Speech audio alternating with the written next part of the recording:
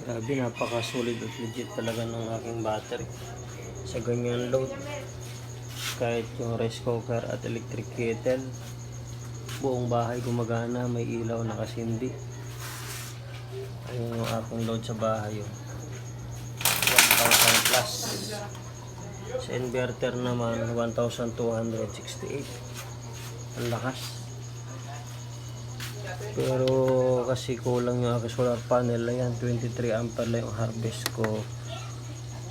299 watts, 304.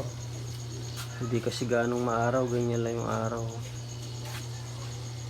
Ayan, yung aking harvest. 500 watts lang kasi mahigit yung aking solar panel. Kulang pa, kulang sa aking setup. Pero ayos naman, malaking tipid. Ayan.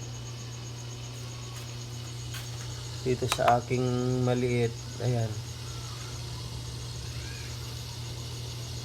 1.9 ampere lang. Samantalang dito sa MPPT ko